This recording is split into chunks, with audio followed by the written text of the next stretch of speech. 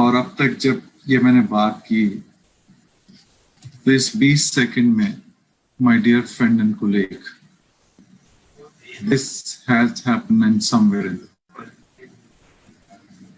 20 second पता नहीं चलते, लेकिन दुनिया में कहीं ना कहीं किसी भी जगह पर इस 20 सेकंड में एक एम्पुटेशन हो चुकी है।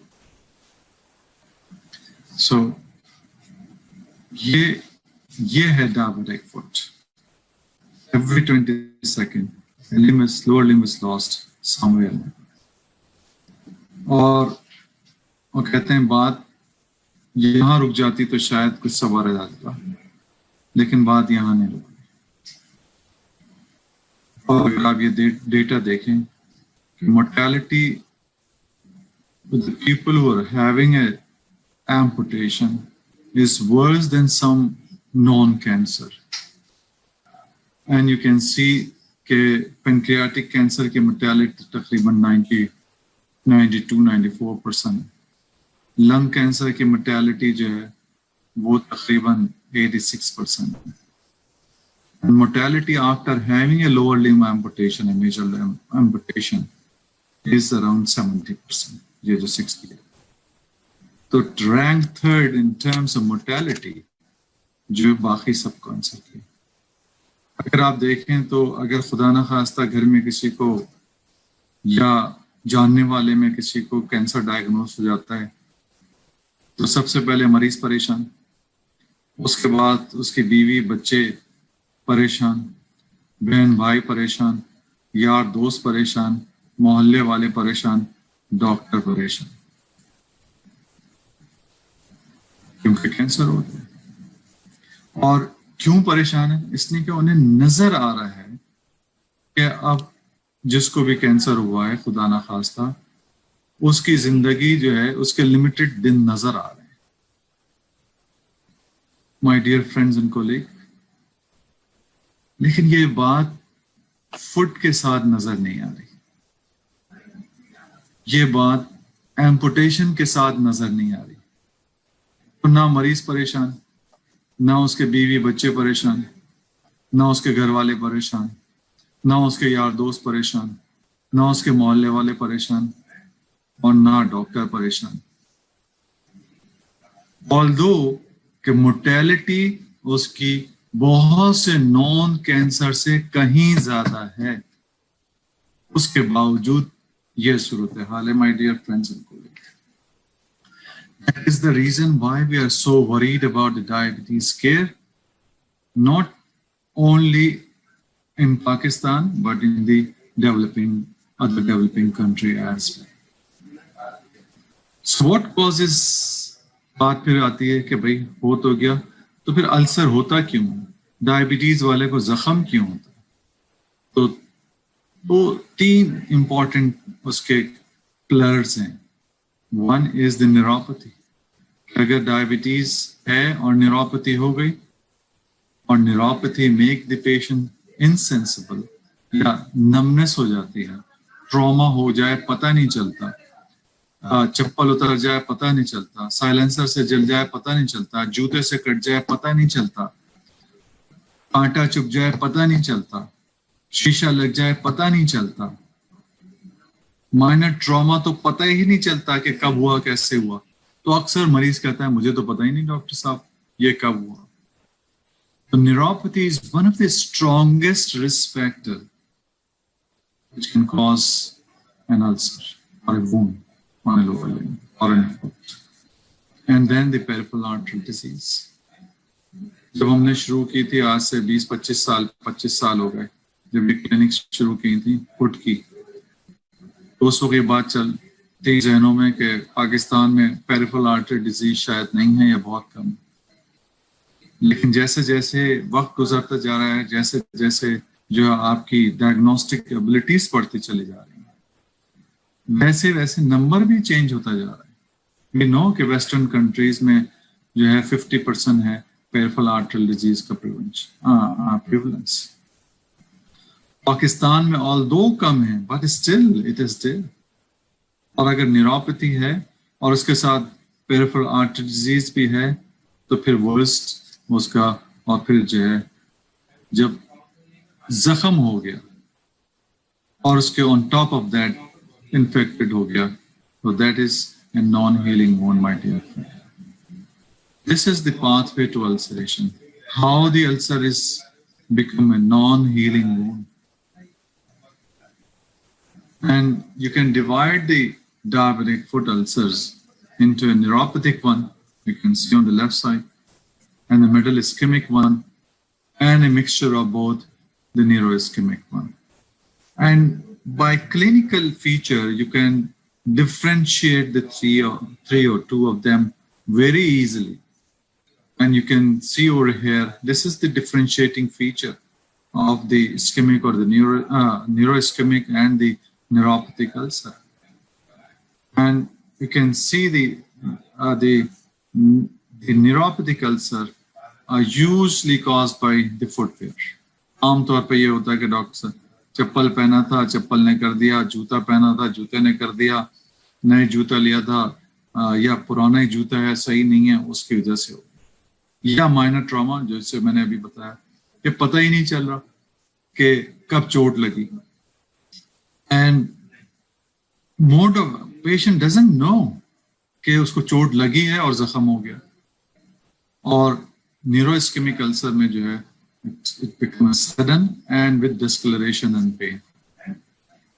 जब आप फुट का एग्जामिनेशन करते हैं तो जो है वो यानी कि न्यूरोपैथिक अल्सर में जो है वो जब फुट का एग्जामिनेशन करेंगे तो टेम्परेचर में भी नॉर्मल, और अगर एवी शंट है और अगर शंटिंग हुई भी है जैसा कि ऑटोनॉमिक न्यूरोपैथी के दौरान हो सकती है, तो the foot may be warm, but in the ischemic or the neuroischemic ulcer it's usually cold. और आमतौर पे comparatively जो है वो cold होता है. Foot pulses as predicted can be predicted. Neuropathic ulcer में pulses palpable हैं, अच्छी pulses महसूस होती हैं आपको, दोनों pulses आप foot की महसूस कर सकते हैं. Neuroischemic में you may be palpable or feeble हो सकती हैं, palpable हो सकती हैं, or in the ischemic, pure ischemic, they may be absent. So on the presence or absence of palpable pulses, you just cannot rule out entirely the ischemic ulcer or a neuroischemic ulcer. And when you do an ABI, so the neuropathic ulcer having a normal or an elevated ABI is greater than 1 or 1 point, up to 1.3. While the neuroischemic ulcer definitely have a ABI of less than 0.9. Doppler waveform, if you अगर आपने कभी Doppler use किया है तो उसकी आवाज आजकल जो बात हो रही है कि उसकी आवाज को आपको पहचानना आना चाहिए. न्यूरोपैथिक अल्सर में नॉर्मल वेव फॉर्म होती है, यानी ट्राइफेजिक वेव फॉर्म होती है, और बाईफेसिक या मोनोफेसिक जो इस्केमिक में होती है. अब देख रहे हैं the difference between the wave form. ये आपके कानों में ये आवाज जो है वो वेल वर्स होना चाहिए कि आपको पहचान होना चाहिए कि किस किस्म की वेव फॉर्म है. And then you can have a different on examination you can find an callus on the ulcer side, and while the ischemia you can have an atrophic ulcer. There may be a dependent redness or rubor, and the site of ulcer, most of the जिस चीज से आप पहचान सकते हैं, देखते ही पहचान सकते हैं, वो है site of ulcer. So the neuropathic, typical neuropathic ulcer is on the pressure site. इसका मतलब है कि जो प्लांटर एस्पेक्ट पे मेटाटार्सल हेड्स जो की प्रोमिनेंस हो जाती है, the commonest site is the metatarsal heads और द प्लांटर साइट. जबकि जो इस्केमिक और द न्यूरोइस्केमिक अल्सर है, ischemic ulcer, pure ischemic ulcer जो है वो ऑन द टिप्स पे होते हैं, tip of the toes, while the neuroischemic ulcer on the edges of the toes. edges of the great toe, edges of the fifth toe, edges of the heel. तो ये जो typical sites हैं, ये most of the time वो story बता रही होती हैं कि मैं neuropathic हूँ या neuroischemic हूँ. And of course, the other feature you can differentiate the neuropathic is painless ulcer होता है. और मरीज को पता ही नहीं है, वो तो चलता हुआ आ रहा है. Neuroischemic ulcer या ischemic ulcer जो pure ischemic ulcer है, they are really painful ulcer. Painful होते हैं, आप उसको टच भी करेंगे तो मरीज जो है चिल्ला उठेगा मरीज दर्द की वजह से. So pure ischemic ulcer has got exquisite pain, जबकि जो neuroischemic ulcer में पेन हो भी सकता है, नहीं. While in the and the patient behaviors towards the ulcer, वो तो न्यूरोपैथिक वाला तो है, मजे से लेटा हुआ है, उसे तो पता ही नहीं है कि उसको जख्म भी है नहीं. While the neuroischemic ulcer या ischemic ulcer वाला ये नहीं कर सकता, उसको तो इतना शदीद दर्द होता है कि उसे पता होता है कि मेरे जख्म कहाँ पर. So these are the some differentiating feature जो कि आप मरीज का जख्म देखकर अंदाजा कर सकते हैं कि ये न्यूरोपैथिक है, ischemic pure ischemic है या a mixture of neuropathy or ischemia. So how will you treat an ulcer? So this is the IWGEDF practical guidelines on the prevention and the management of diabetic foot disease 2019, and what recommendation they have got in this publications 2019 के publication. The principle of foot ulcer treatments, what are these? Number one, the pressure should be offloaded from an ulcer. An ulcer should be protected. ठीक है कि जहां भी neuropathic ulcer या plantar foot area या pressure site पे ulcer है, तो उस pressure site को offload उस pressure को offload होना चाहिए. So one. Then if the ulcer is ischemic, then the restoration of this tissue perfusion should be. And then the treatment of infection, if infection is there, and of course the metabolic control, the glycemic control, the blood pressure control, and the cholesterol control, cessation of smoking, etc. are mandatory in this form. And then the local wound care or an ulcer care. So these are the 5 key points, principles of ulcer treatment, in which you have to do you have to do or think about every ulcer. जो भी ulcer है उसमें आप ये 4-5 बातें जरूर सोचें कि क्या इस पेशेंट को इस ulcer को offloading की जरूरत है, और what the offloading we will discuss in detail. So why the pressure offloading and ulcer protection? Why we need an offloading in diabetic foot ulcer? क्या जरूरत पड़ गई?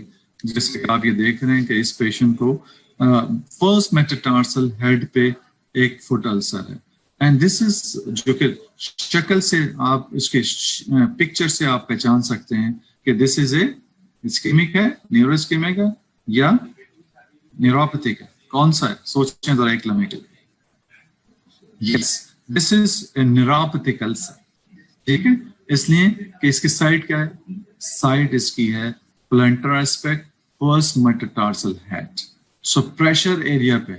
दूसरा, इसके आपको अराउंड थिक स्किन कैलस नजर आ रहा है, थिक स्किन नजर आ रही है. सो आप उसको देख सकते हैं, and then you can see the granulation tissue underneath as well, and you can see the other feature of the neuropathy in this foot, जो कि आपको clawing of the foot नजर आ रहा है, arch जो है वो थोड़ी सी बड़ी भी नजर आ रही है. So these are the feature of the neuropathy. Why you need to offload this? Because if there is a continuous pressure on this, अगर पाँव इस जख्म पे मरीज चलता रहेगा तो that provokes local ischemia. वहाँ पर फिर फ्लो कम होना शुरू हो जाएगा, and there may be provocation of the inflammation as well. वो जो पुरानी थ्योरी थी ना, कभी कभी लोग कहते थे कि भाई जख्म में जितना चलोगे उतना ही अच्छा है. तो इस तरह सा ख्याल रखें कि अगर प्रेशर साइड पे अल्सर है तो you don't have to walk on the ulcer unless उसको ऑफलोड ना कर दिया था। Pressure on the ulcer could complicate the under ulcer exposed deep tissue। जाहिर है कि जब मुसलसल प्रेशर उस पर पड़ता चला जाएगा तो वो प्रेशर अंडरनीथ टिश्यू, यानी कि पहले अगर वो सुपरफिशियल है तो मसल को एक्सपोज कर देगा, मसल है तो फिर वो टेंडन और फिर बोन भी एक्सपोज हो जाती है मुसलसल प्रेशर देने से। तो इसलिए ऑफलोड करना जरूरी है। And there are evidence is that the absence of offloading could cause impaired wound healing as well. Offloading has demonstrated more impact in diabetic foot ulcer outcome than other intervention. And what are the offloading devices which are available in Pakistan as well? So there are some non-removable knee-high offloading devices. The total contact cost you can see in this picture. ये plaster of Paris cast है। अब आजकल जो है scotch coach या जिसको fibre glass casting कहते हैं वो क्योंकि बहुत जल्दी सूख जाती है, करना भी आसान हो जाती है, तो इसलिए मरीज बहुत जल्दी चल लेता है उस पर, एक डेढ़ घंटे में ड्राई आउट हो जाती है तो उस पर वॉक कर सकता है।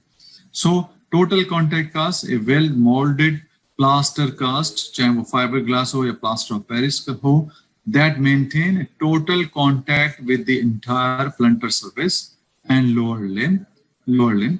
तो उसकी वजह से क्या होता है कि वो जो प्रेशर इवन डिस्ट्रीब्यूशन हो जाता है, तो जिस जगह जख्म है उस जगह से प्रेशर इंटायर फुट में डिस्ट्रीब्यूट हो जाता है इवनली, एंड देयरफॉर जो है वो जख्म फिर भर जाता है। And this is how you do a casting. आज इस पे बात नहीं कर सकते बहुत डिटेल में, लेकिन इसके मेथड हैं जिसमें आप इसको किस तरह कास्ट किया जा सकता है।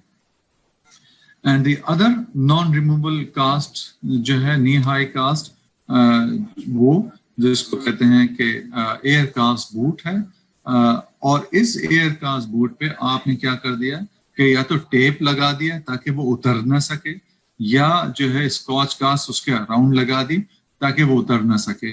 इसको कहते हैं instant total contact cast. Total contact cast and instant total contact cast, यानी कि इस बूट को अगर आप टेप लगा दें जो कि खुल ना सके, या स्कॉच कास्ट लगाएं ताकि ये खुल ना सके, तो इन दोनों डिवाइसेस के रिजल्ट्स अल्सर हीलिंग के लिए, नॉन न्यूरोपैथिक अल्सर हीलिंग के लिए तकरीबन सेम है। एंड देन अगर ये मरीज ये नहीं कर सकता तो फिर से ये जैसे ये भी बूट है, एयर कास्ट बूट है, फर्क सिर्फ इसमें इतना है कि ये उतारा जा सकता है। तो जब उतारा जा सकता है तो कंप्लायंस नहीं रहती पेशेंट की, तो इसलिए वो अपनी मर्जी से पहनता है, अपनी मर्जी से उसको उतार देता है, तो उसकी वजह से वो रिजल्ट नहीं मिलते जो कि टोटल कॉन्टैक्ट कास्ट के हैं या इंस्टेंट टोटल कॉन्टैक्ट कास्ट के हैं। यानी कि इसी जूते पे, इसी डिवाइस पे अगर आप टेप लगा दें और इसको ना उतारें तो वो रिजल्ट नहीं है इसके। And then you can have अगर मरीज ये भी नहीं ले सकता तो फिर फुटवेयर देना चाहिए। ये जो हमने लेफ्ट साइड पे आपको आपकी तस्वीर नजर आ रही होगी, तो ये खास तौर पे हमने यहाँ बनाया है, इटालियन टेक्नोलॉजी लेके यहाँ पर हमने ये बनाया है कि आपने देख रहे हैं कि यहाँ पर हील पे जो है वो एयर कुशन है, तो ये हील अल्सर के लिए बहुत, और ऊपर से एंकल के साथ बन जाता है, तो ये अच्छा जो है ऑफलोडिंग डिवाइस है, ऑफलोडिंग फुटवेयर है, किसके लिए? जिन लोगों को हील पे जख्म है। एंड देन ये एंकल हाई जो है वो फुटवेयर है जो कि रिकमेंडेड है अगर आप जो है नी हाई तक नहीं ले सकते। And this is the footwear जो कि अकोमोडेटिव फुटवेयर और अल्सर के भरने के लिए, न्यूरोपैथिक अल्सर भरने के लिए। So you have different offloading devices. Then you have having an offloading devices for the Charcot orthopathy. तो ये एक है AFO है, ankle foot orthosis है। You can see इसके डिटेल अभी बताने का टाइम नहीं है, लेकिन फिर किसी और मौके पे। So this is an AFO, ankle foot orthosis, and then you can also have a Charcot restraint orthotic walker, ये हमारे ही बने हैं, दोनों हमारे वाइट में बने हुए हैं, तो ये भी दोनों जो हैं वो शार्को ऑर्थोपैथी के लिए इस्तेमाल हो सकते हैं और इस्तेमाल करते हैं. They have got a very good result. And air cast boot भी इस्तेमाल कर सकते हैं. So these are the offloading devices which are also available in Pakistan. And we have shown that use of these locally made offloading techniques for diabetic plantar foot ulcer in Karachi are cost effective and they are इनका healing time same है, but they are cost effective. Footwear are the cost effective device in our setting. International दुनिया में शायद ऐसा ना हो, लेकिन पाकिस्तान में क्योंकि फुटवेयर बहुत कॉमनली, सैंडल बहुत कॉमनली पहने जाते हैं, तो इनका और कॉस्ट बूट का और modified plaster of Paris cast का जो हीलिंग रेट है सेम है, बट द मॉडिफाइड फुटवेयर जो है उसकी कॉस्ट जो है they are more cost effective than the other devices. So Pakistan में जो है फुटवेयर जो है वो एक अच्छी कॉस्ट इफेक्टिव ऑफलोडिंग डिवाइस के तौर पे यूज हो रहे हैं. और ये हमने अभी जो 3 साल का प्रोजेक्ट किया है उसमें ये बात भी हमने पेपर्स में इंशाल्लाह पब्लिश होने जा रहा है, वो ये बताइए कि कितना इफेक्टिव है ये footwear in offloading in by using in the ulcer and in high risk patient as well. So for choosing an offloading device, you have to take care of the different things in the patients: the vascular status, the joint mobility, presence of edema, level of exudate, body mass index, where is the site of the ulcer as well, patient activity, wound depth, previous offloading devices which have been used, amputations, previous patient compliance, cost, and availability of the devices as well. And this is the flow diagram how to use these offloading devices in a standardized manner. Then the second thing, तो एक तो चीज हो गई कि जो भी जख्म है उसके लिए आपने सोचना है कि ऑफलोड करना जरूरी है इस पेशेंट को, specially if this is a plantar foot ulcer और जो कि न्यूरोपैथिक अल्सर है, प्लांटर साइड पे है, उसको ऑफलोड करना जरूरी है. And the second thing which we need to think is the restoration of tissue perfusion. You can see in this patient, अगर आपने इस पेशेंट के लिए रेस्टोरेशन या जो है वो वेस्कुलराइजेशन नहीं सोची, तो ये फुट आगे जाके जो है वो काला होता चला जाएगा, क्योंकि इसकी ब्लड सप्लाई में इम्पेयर्ड है. तो आप देख रहे हैं कि 2 टो 3 टो इस पे काली हो गई, और अगर रीपरफ्यूजन नहीं किया तो ये not going to heal.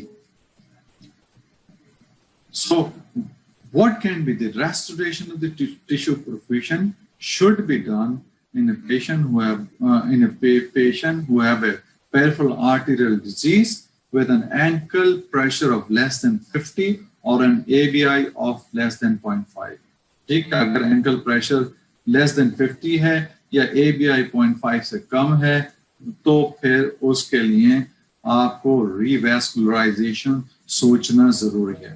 Similarly, if the toe pressure is less than 30 or a TCPO, or in transcutaneous oxygen pressure is less than 25, then the revascularization, angioplasty, or the grafting, whatever the technique you wanted to use it, ये करना जरूरी है.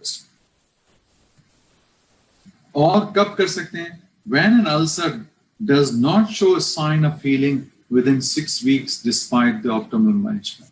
आप एक wound हैगा, जख्म है, और आप उसको ट्रीट करते चले जा रहे हैं, वो भर नहीं रहा, 2 महीने हो गए, 3 महीने हो गए, तो खुदारा जरूर सोचें उसका वेस्कुलर स्टेटस कैसा है. अगर उसको वेस्कुलर सप्लाई को भी सोचें, और फिर उसमें इंटरवेंशन करने की जरूरत आपको जरूर पड़ेगी. अगर ये कोई भी जख्म जो कि 6 हफ्ते तक नहीं भर पा रहा, कोई साइन ऑफ उसमें ग्रेनुलेशन नहीं है, कोई साइन ऑफ इम्प्रूवमेंट नहीं है, तो फिर आप उसको जरूर सोचें कि जनाब इसमें revascularization की जरूरत है. And the restoration of perfusion, the aim of revascularization is to restore direct flow to at least one of the foot arteries, preferably the artery that supply the anatomical region of the wound, and avoid revascularization in patient whom, from the patient perspective, the risk-benefit ratio for the probability of success in unfavorable. इसका मतलब है जबरदस्ती intervention करने की जरूरत ना करें, बल्कि ये सोचें कि क्या मेरी इंटरवेंशन से ये जख्म भरने के चांसेस हैं, या एम्पुटेशन क्या जो लेवल है वो चेंज होने के चांसेस हैं, तो फिर तो बराए मेहरबानी इंटरवेंशन की जाए. अगर ये इन दोनों में से कोई बात नहीं हो सकती तो प्लीज उसको इंटरवेंशन करने का कोई फायदा नहीं है, इसलिए इस बात को सोचना जरूरी है. And this is our study which we have presented in IDF last meeting in 2019, the outcome of ischemic wound, ischemic and neuroischemic diabetic foot ulcer after revascularization and nature of vascularization. And you can see over here, this is the pre-angioplasty ABI. 73% of the patient has ABI of less than 0.9, and 26.9% have got an ABI of greater than less than 1.3 and greater than 0.9. And you can see over here, after angioplasty, about 52% of the patient reverse having a normal ABI of greater than 0.9 and less than 0.1.3. And then you can see the outcome of the foot ulcer, around 59% of the wound healed with minor amputation, 18% healed primarily without any amputations, and so it has got a very wonderful, good result, wonderful result, and you can save the major amputation and majority of the cases. So, and the third important is the diabetic foot infection, and by the time more than the patient presented to you, more than half of the diabetic foot ulcer are clinically infected at the time of presentation.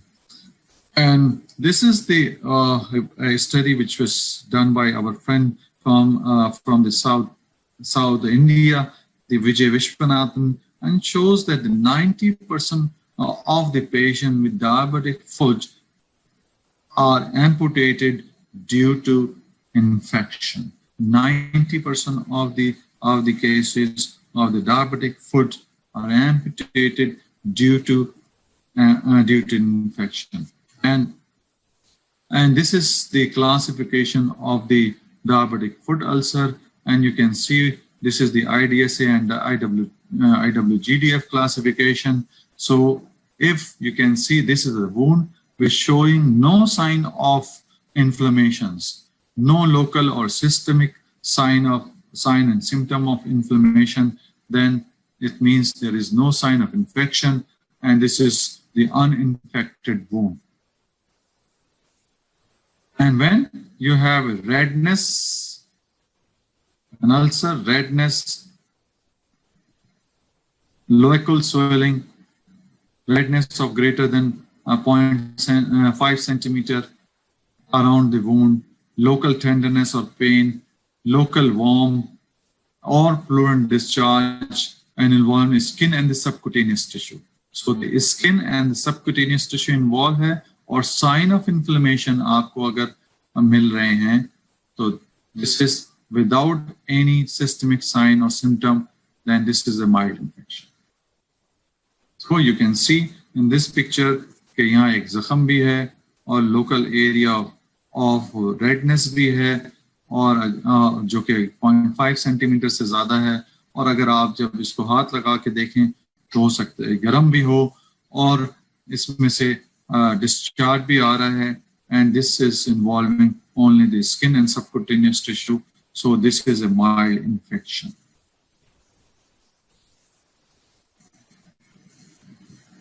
So अगर redness of greater than 2 centimeter around the wound है, involving depth अब अगर ज्यादा हो गई, skin and subcutaneous से ज्यादा हो गई, involving the tendon, muscle and bone and joint, but without any systemic sign or symptom, then this is a moderate infection. तो severe में और moderate में यही फर्क है. And this is a patient, you can see the necrotic tissue over here, the sloughing over here, and this discharge of pus over here, and it is depth is, you can easily understand the depth. It involves the bone, muscles, tendon, all involving. So, and if the patient is having diabetic foot ulcer, having a sign of systemic inflammatory response syndrome, as any of the following two or more, that is a temperature greater than 38 or less than 36, heart rate of 90 beats per minute, respiratory rate of greater than 20 per minute, or PCO2 of less than 32, and WBC count of 12,000 or more than 12,000 or less than 4,000, and greater than 10% band form in the neutrophil, then this is a severe infection. So severe infection और moderate infection में sir फर्क क्या है कि severe infection में यानी कि दोनों की डेप्थ तो वही है, उसमें मसल्स इन्वॉल्व हो रहे हैं, टेंडन इन्वॉल्व हो रहे हैं, डीप है, मॉडरेट में भी, लेकिन अगर डेप्थ इस डेप्थ के साथ सिस्टमिक साइन ऑफ आ गए, यानी कि टेम्परेचर हो गया, हार्ट रेट बढ़ गया, रेस्पिरेटरी रेट बढ़ गया, WBC काउंट 12,000 से ज्यादा हो गया या 4,000 से कम है, तो उसका मतलब है कि this is a severe infection. And this is a paper which is published in Pakistan, and you can see the microbiological, what are the microbiological pattern of diabetic foot infection at a tertiary care center in developing country. कौन से जरासीम होते हैं, and you can, आप देखें जरा कि जो commonly जरासीम जो हैं वो हैं स्टेफिलोग्राम पॉजिटिव. ये ठीक है, staphylococcal aureus and streptococcal are the commonest organism in the gram positive one, and in gram negative one is the E. coli and the Klebsiella pneumoniae are the commonest one, and later on by the protease. But on the very right side you can see the MDR. This is the multi-drug resistance, and you can see around 26% of the staphylococcal are multi-drug resistant in our cases. ये जो मसला है drug resistance का एक मसला है, and similarly in the E. coli and the Klebsiella pneumoniae around 35 and 47% of them are multi-drug resistance.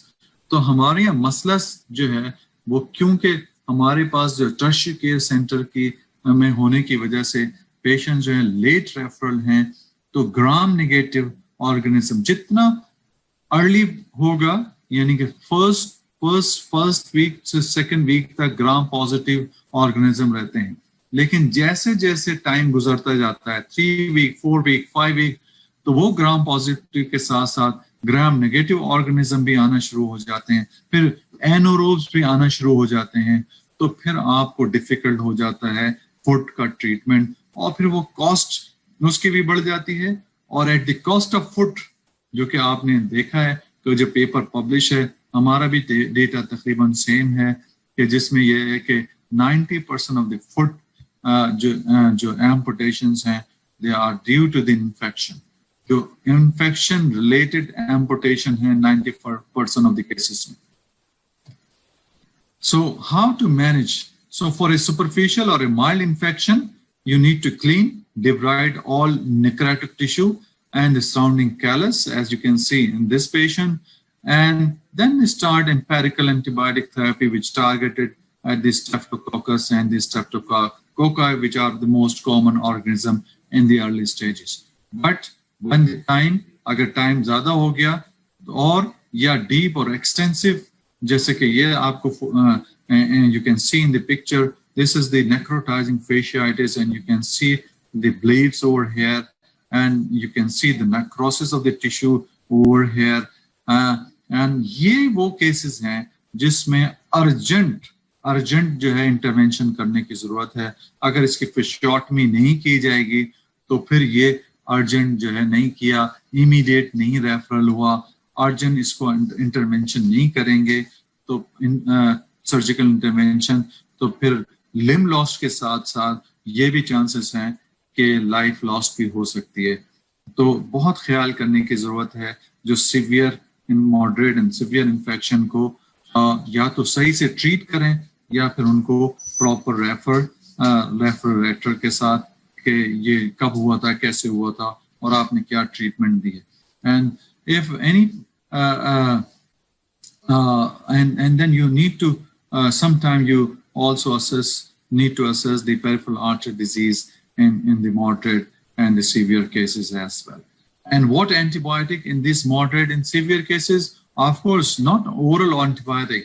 So the parenteral broad spectrum antibiotic, which covered the both gram-positive and gram-negative organism, and sometimes anaerobes. You need to cover the anaerobe as well, the obligate anaerobes, and this is the empiric antibiotic regime for the diabetic foot infection. So you can go into the website and you can take this from the IWGDF guidelines. Mild infection के लिए आपको पता है कि gram positive cocci होते हैं usually, staphylococcal and Streptococcus, और the first generation cephalosporin वगैरह वगैरह काम कर सकती हैं. लेकिन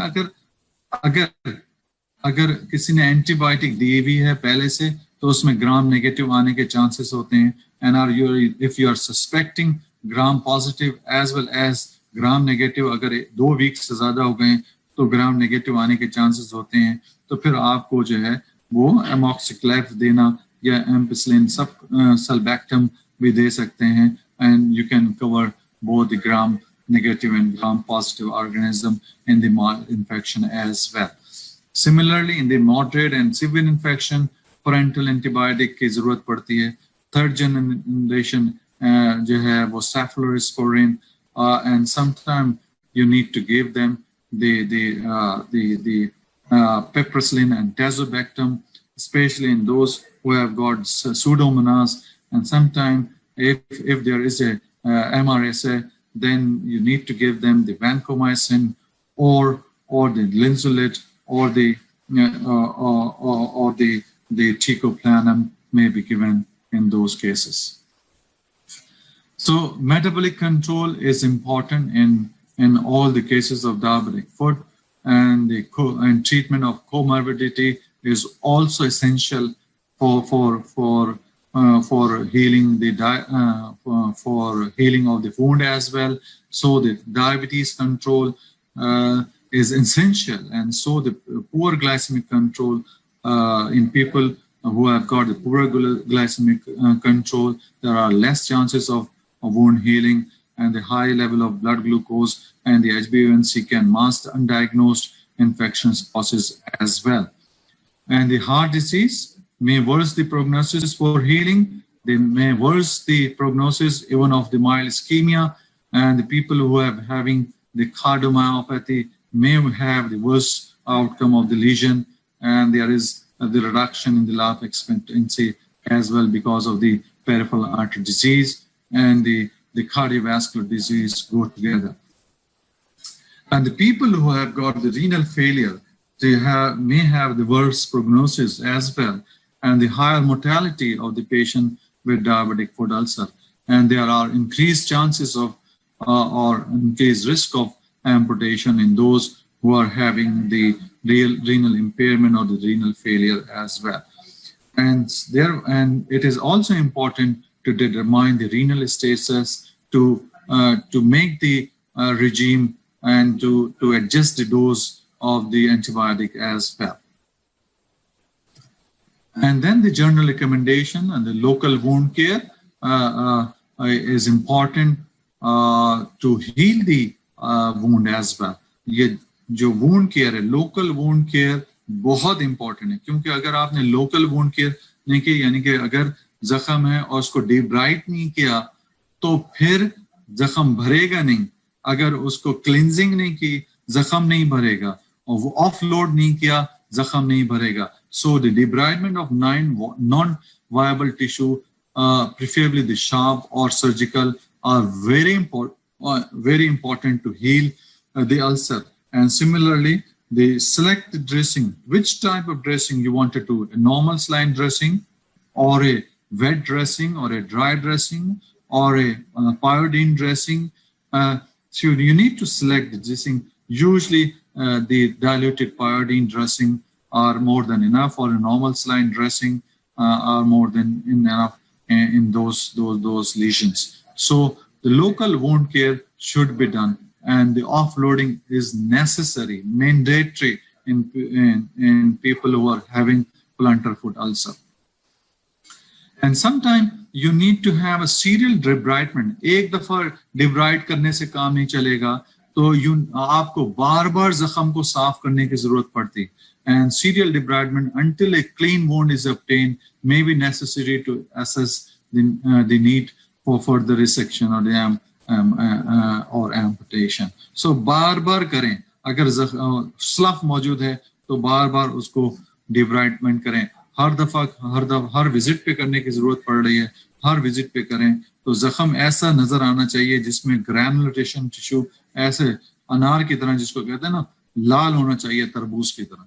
ये वो है, इसको कहेंगे कि आप हेल्दी ग्रैनुलेशन है। So now discuss a few cases. This is a case one, a male patient who is a 44 years old taxi driver who smokes 20 cigarettes per day, and he's a type 2 diabetes with a impaired renal function and absent vibration sensation, but the palpable dorsal speed is still there. So ये जख्म देख के आपको क्या नजर आ रहा है? ये आप तो जब भी कोई आप जख्म देखें तो उसके लिए 3-4 बातें सोचना जरूरी है। Number 1, what can you see? आपको नजर क्या आ रहा है? Describe what you can see. Then you need to determine the UT classification, that is the University of Texas classification, and what is the urgency level? क्या इसको अभी refer करने की जरूरत है या आप ट्रीट कर सकते हैं इसको? So and then you need to outline a treatment plan with rationale for each step. तो जब भी कोई जख्म आपके पास आ रहा है तो आपको ये 4 बातें सोचना जरूरी है कि क्या नजर आ रहा है, जख्म कैसा है, उसकी यूटी क्लासिफिकेशन क्या है, फिर उस यूटी क्लासिफिकेशन के हिसाब से उसका अर्जेंसी रेफरल लेवल क्या बन रहा है, और फिर उसका ट्रीटमेंट प्लान क्या होगा with rational to each treatment plan. So आपको क्या नजर आ रहा है, ये जख्म किस तरह का है? सो ये माय डियर फ्रेंड्स, आपको एक सुपरफिशियल सा जख्म नजर आ रहा है जो कि जिसमें मसल नीचे नजर आ रहा है। There are some slough as well, और अगर आप देखें तो जो है आपको जो स्किन मैसरेटेड स्किन भी नजर आ रही है जहां पर ये लगता है, और साइट अगर आप देखें तो ये फर्स्ट मेटाटार्सल हेड्स के अराउंड है ये site. So look like a neuropathic ulcer, ऐसा लग रहा है कि न्यूरोपैथिक अल्सर है। और डीप अगर आपने देखना है तो प्रोब टू बोन जरूर करना, जो प्रोब होता है उसको जो है वो जख्म के अंदर डालें। अगर वो बोन तक चला गया तो इसका मतलब ऑस्टियोमाइटिस है। तो ये जख्म ऐसा नहीं लगता कि प्रोब टू बोन है और है नहीं, तो सुपरफिशियल अल्सर है which is probe to bone is negative, and palpable pulses हैं, and you cannot see anything, कोई ब्लैकनिंग नजर नहीं आ रही है, कोई डिस्कलरेशन नजर नहीं आ रहा, तो परफ्यूजन इसकी जो है वो बेहतर लग रही है। So what UT classification you can think of? तो यूटी क्लासिफिकेशन मैं आपको बताता हूँ कि यूटी क्लासिफिकेशन 2 तरीके से इसको क्या है। एक है डेप्थ, और दूसरा उसके साथ उस डेप्थ के साथ साथ उस अल्सर की कोमॉर्बिडिटीज क्या है। यानी कि डेप्थ क्या है, 0, 1, 2 and 3। जितना डीप होता चला जाएगा उतने नंबर बढ़ते चले जाएंगे। इसका मतलब हुआ कि अगर 0 का मतलब हुआ कि वो अल्सर जो जख्म है सुपरफिश जो है और उसमें हेल्दी ग्रैनुलेशन टिश्यू नजर आ रहे हैं, प्री और पोस्ट अल्सरेटिव लेशन यानी कि एपिथेलाइज्ड।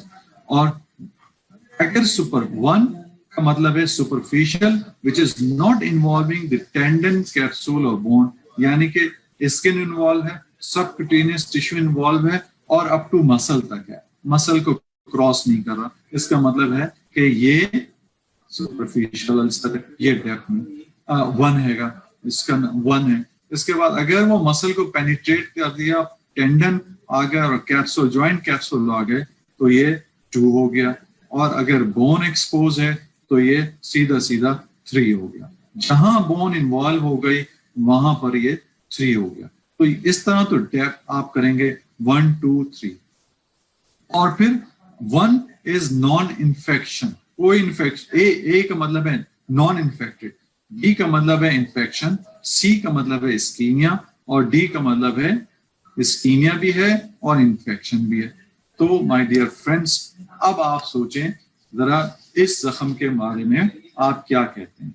तो इसकी डेप्थ तो आप कह रहे हैं सुपरफिशियल है, तो इसका मतलब है तकरीबन 1 होगा, है ना, 1 होगा। और इसमें आपको इन्फेक्शन नजर आ रहा है या नहीं? तो अगर थोड़ा सा मुझे स्लफ नजर आ रहा है तो हो सकता है तो मैं इसको दूंगा 1B कैटेगरी। तो आप अगर ये बिल्कुल क्लीन वुंड होता तो ये क्या हो जाता, 1A हो जाता, यानी कि जहां इन्फेक्शन ना हो। तो क्योंकि डीप कितना है, मसल सिर्फ नजर आ रहे हैं, मसल पेनिट्रेटेड नजर नहीं आ रहे, तो सुपरफिशियल वुंड है तो 1 हो गया।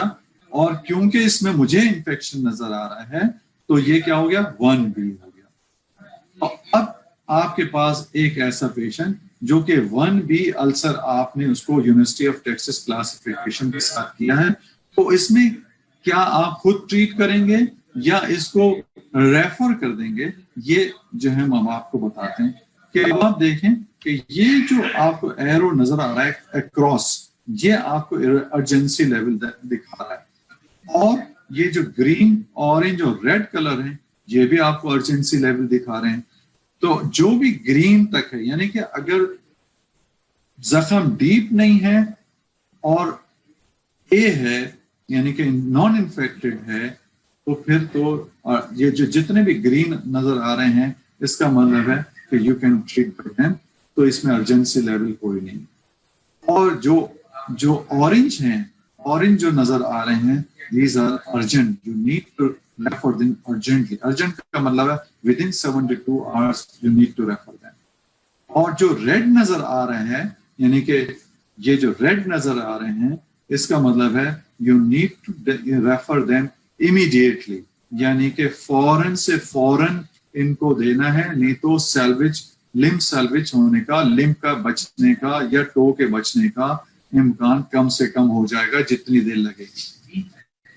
सो depending on the combination of depth and toe morbidities, the 3 level of urgency can be defined, and normal, that is the green, urgent, orange, and the immediate, that is the red. So my dear friends, this outline a treatment plan with this rationale, this तो अब आप इसको क्या करेंगे? तो जो 4 हमने बताए थे कि डिब्राइटमेंट, लोकल वुंड केयर करना है, यानी कि डिब्राइटमेंट करना है, ऑफलोड करना है, तो ये 4 बातें आपने सोचना है। और फिर जो है ऑफलोड करना है, परफ्यूजन, इसकी परफ्यूजन सही है तो इसलिए परफ्यूजन के लिए इसका कुछ नहीं करना है आपने। और एंटीबायोटिक, अगर ये इन्फेक्टेड है जैसे कि मुझे लग रहा है, तो फिर आप इसको एंटीबायोटिक दे दें। और माइल्ड इन्फेक्शन के लिए आप जो है वो ग्राम पॉजिटिव स्ट्रेप्टोकोकल और स्टेफ्लोकोकल को जो कवर करती हैं एंटीबायोटिक्स, वो इसको एंटीबायोटिक दें। एंड देन इसको डेली ड्रेसिंग करें, इसके बाद ऑफलोडिंग, इसके फुटवेयर में चेंजेस करें और फिर इसके फुटवेयर बनवाएं। और इसके बाद इसको एक एजुकेशन प्लान दें कि चलना नहीं है, ड्रेसिंग रोजाना कराना है, दवा लेना है, शुगर कंट्रोल करना है, बाकी चीजें। So this is the plan, this is how you have to go for each and every patient. ये पेशेंट आप खुद ट्रीट कर सकते हैं अगर आप कॉन्फिडेंट इनफ हैं। अगर आप लग रहा है कि नहीं आप ट्रीटमेंट, या आप देख रहे हैं आपने ट्रीटमेंट शुरू की और इसमें जो है रेडनेस बढ़ गई, या इसमें जो डिस्चार्ज बढ़ना शुरू हो गया, या मरीज को बुखार आना शुरू हो गया, तो please don't wait, refer him इसको फिर इसको रेफर कर दें, अपने पास इसको रखने की जरूरत नहीं।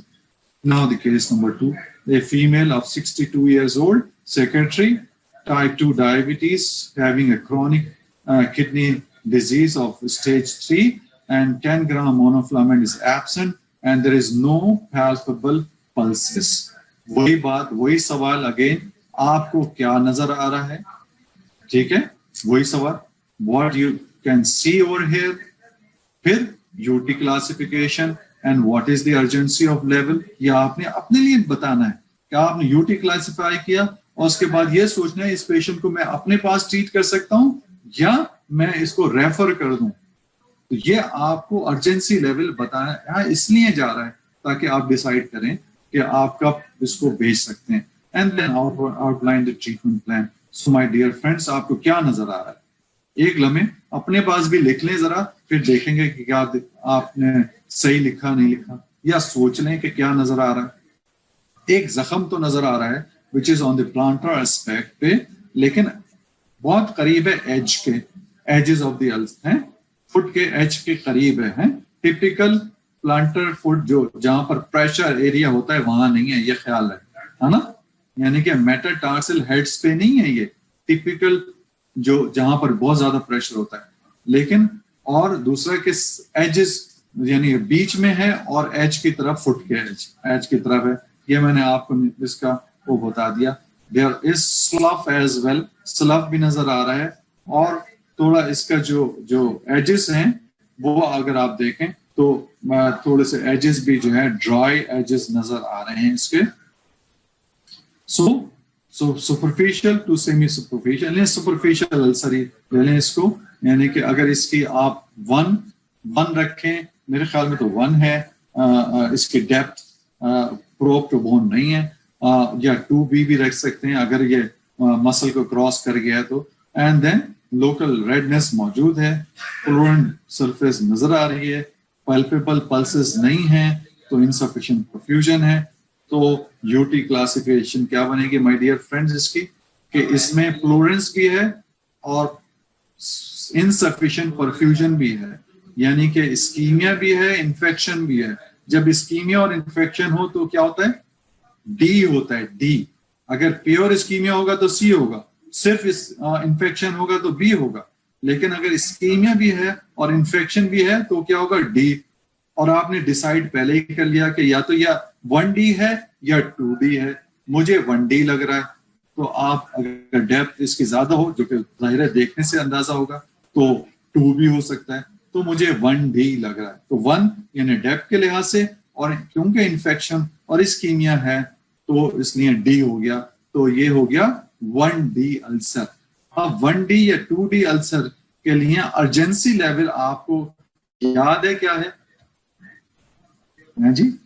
अगर इन्फेक्शन और इस्कीमिया हो तो फिर इसका अर्जेंसी लेवल अर्जेंट होना चाहिए हमारे हिसाब से। तो इस्कीमिया भी है और इन्फेक्शन भी है, तो आप ये देख लें यहाँ पर, चाहे वो 1 में क्यों ना हो, इसको अर्जेंट होगा। अगर इसकी डेप्थ बढ़ गई, यानी कि इसने मसल और टेंडन को कर लिया, तो फिर जो है वो 2 पे चला जाएगा। सो माय डियर फ्रेंड्स, अब आपको समझ में आ रहा होगा मेरे ख्याल में कि किस तरह पेशेंट्स को यूटी क्लासिफाई क्यों जरूरी है, why the classification is necessary to make a decision कि ये ट्रीट ऐसे हमारे पास हो जाएगा या इसको किसी स्पेशलाइज्ड सेंटर रेफर करना पड़ेगा या इसको इंटरवेंशन की जरूरत है। इसलिए तो इस पेशेंट को अर्जेंट इंटरवेंशन की जरूरत है। अगर तो एक तो ये कि आपने इसको रेफर करना है, एक फिर ऑफलोड करना, वो जो आपके कि अब आपको इसमें जो 4 बातें हमने कही थी कि हर अल्सर में करेंगे। 1 is offloading, 2 is the perfusion, 3 is the यानी इन्फेक्शन, एंटीबायोटिक्स अगर इन्फेक्शन है, और 4 is the local wound care. तो इसमें आपने क्या करना है कि 1 के अर्जेंट रेफरल रीवेस्कुलाइजेशन के लिए एंटीबायोटिक देना है, और फिर लोकली वुंड को क्लीन करना है, डिब्राइड करना है। लेकिन डिब्राइड कब करना है? जब इसकी परफ्यूजन बेहतर हो जाए। अगर उससे पहले कर दिया तो फिर ये नेक्रोटिक होना शुरू हो जाएगा। ये इंपॉर्टेंट बात है कि ischemic ulcer and neuro ischemic ulcer में जरा सा डिब्राइडमेंट और specially in the ischemic ulcer debridement जब करना चाहिए, जब इंटरवेंशन करना चाहिए, जब उसकी परफ्यूजन एस्टेब्लिश्ड हो जाए। ये इंपॉर्टेंट है my dear friends. So 1D और 2D ulcer outline treatment plan. तो ट्रीटमेंट प्लान जो है वो अर्जेंट रिवेस्कुलराइजेशन है, एम्पेरिकल एंटीबायोटिक इसको देना है, sharp debridement after revascularization, local dressing and offloading of course, और education and treatment plan. So case number 3 is a 58 years old male, work as a baker and a type 2 diabetics, having a chronic kidney of stage 3. He is hypertensive as well.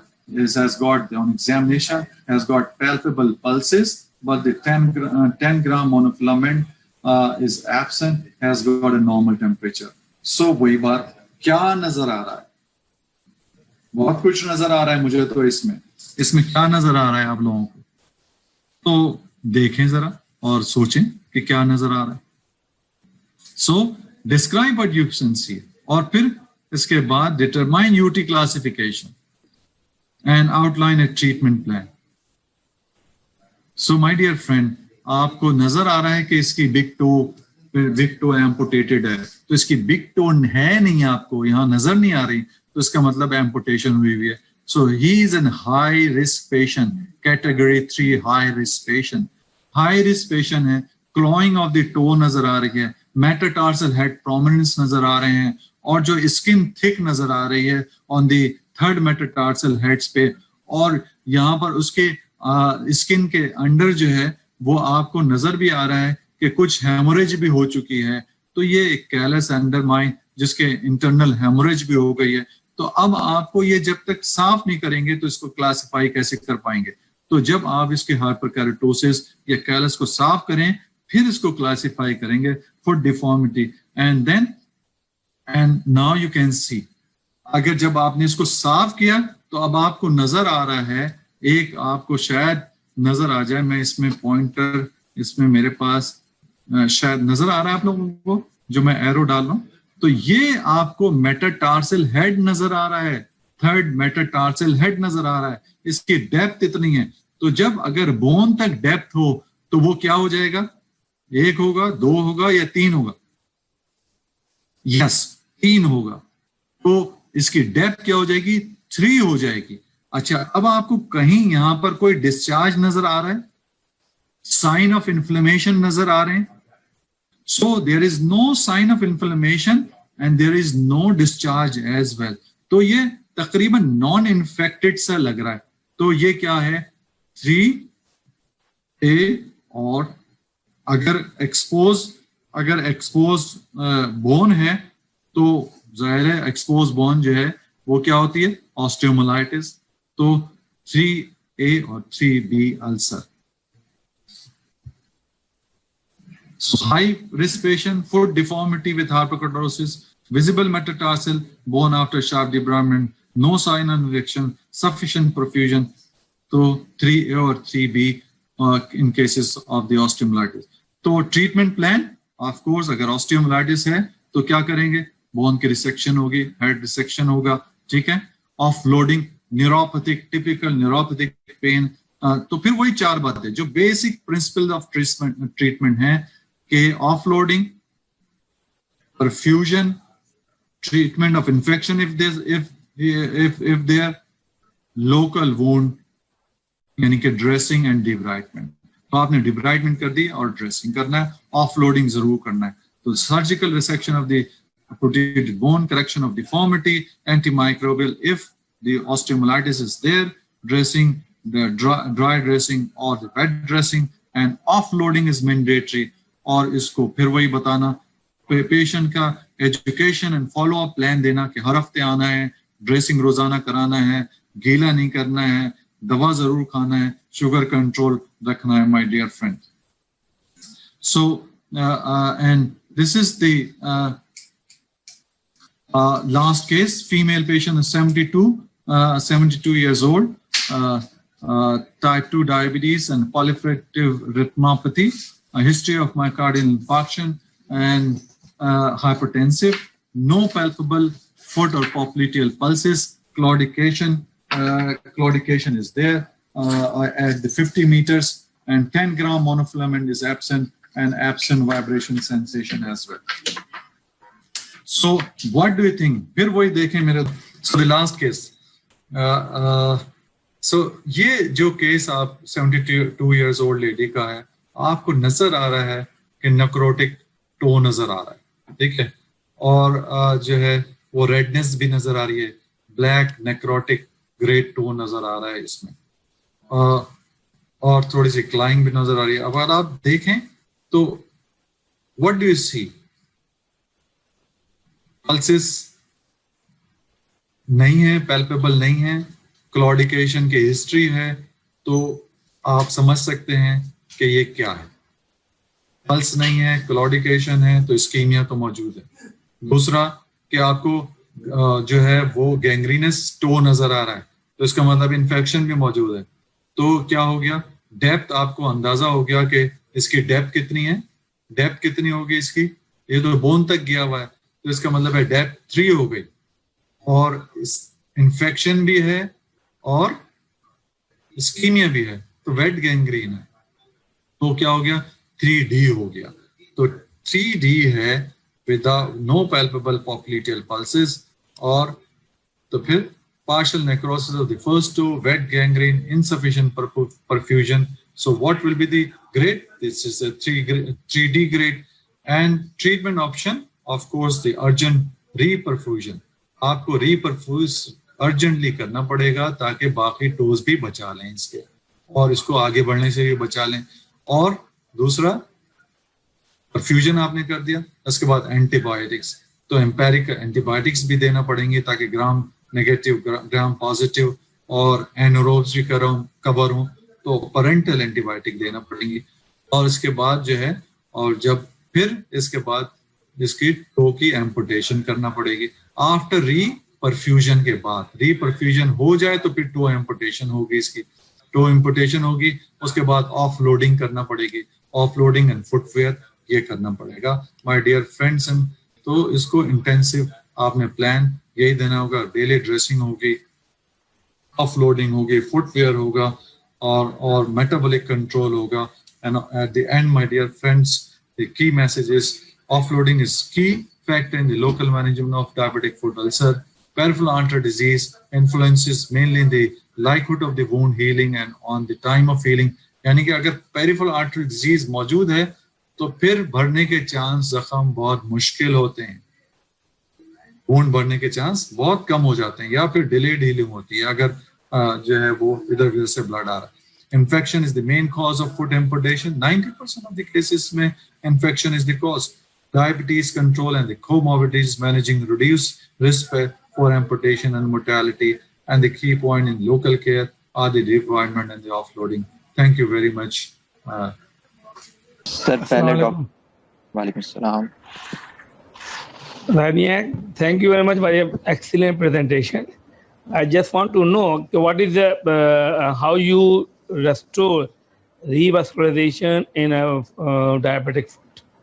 Do you refer cases to intervention radiologists or cardiologists for restoration of vascularization or not? जी sir जी, अस्सलाम वालेकुम.